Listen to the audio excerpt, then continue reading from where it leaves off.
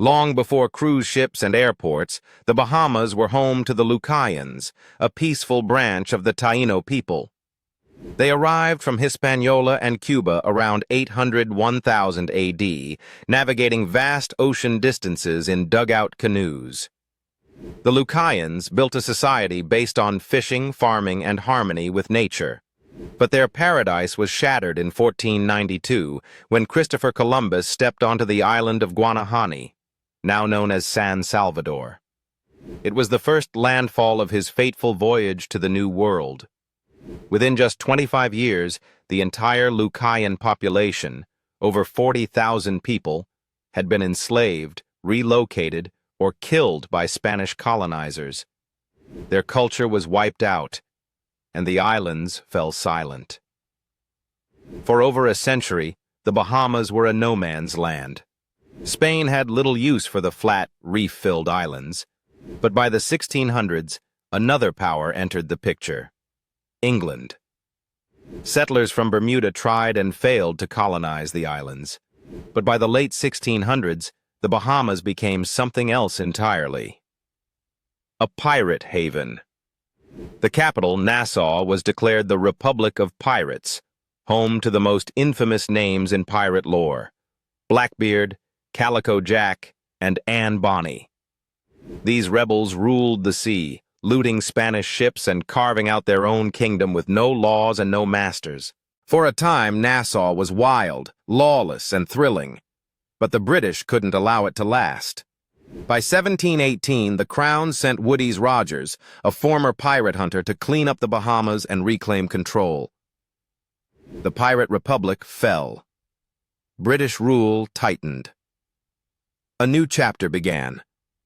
As plantations rose across the Caribbean, the Bahamas joined the global economy of sugar, cotton, and slavery. Though the soil wasn't ideal for large-scale farming, the British brought in enslaved Africans to work in harsh conditions. Over time, thousands were transported across the Middle Passage to these islands. In 1807, Britain abolished the slave trade, and by 1834, slavery itself was officially outlawed. But freedom didn't come with equality. Former slaves were left landless, jobless, and subjected to harsh colonial laws. Still, a vibrant Afro-Bahamian culture began to grow, rooted in resilience, music, faith, and resistance. After the American Revolution, many British loyalists fled the newly independent United States and resettled in the Bahamas, bringing with them hundreds more enslaved Africans. This influx reshaped the social and racial fabric of the islands. The white elite dominated land and politics, while the black majority remained marginalized. Over the next century, Bahamians would endure poverty, discrimination, and political stagnation under British colonial rule, while resisting through community, churches, and culture. By the 1950s, winds of change were blowing. Inspired by global civil rights movements and Caribbean nationalism, Bahamians began organizing for political reform. Two major parties emerged: the United Bahamian Party, UBP, mostly white and conservative; the Progressive Liberal Party, PLP, championing black empowerment and workers' rights.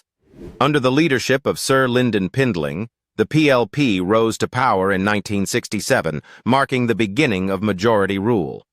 And on July 10, 1973, the Bahamas finally achieved full independence from Britain, though it remained part of the Commonwealth. Today, the Bahamas markets itself as an island paradise. But beneath the postcards lies a story still unfolding. Tourism and offshore banking drive the economy, but many Bahamians face income inequality, climate vulnerability, and a lingering colonial hangover. The country continues to navigate the balance between cultural preservation, economic development, and national pride. The Bahamas is more than a vacation spot. It's a land of survivors, storytellers, warriors, and dreamers. A place where history breathes beneath the waves and echoes through every beat of the drum. This is the Bahamas, a paradise forged through pain, pride, and perseverance.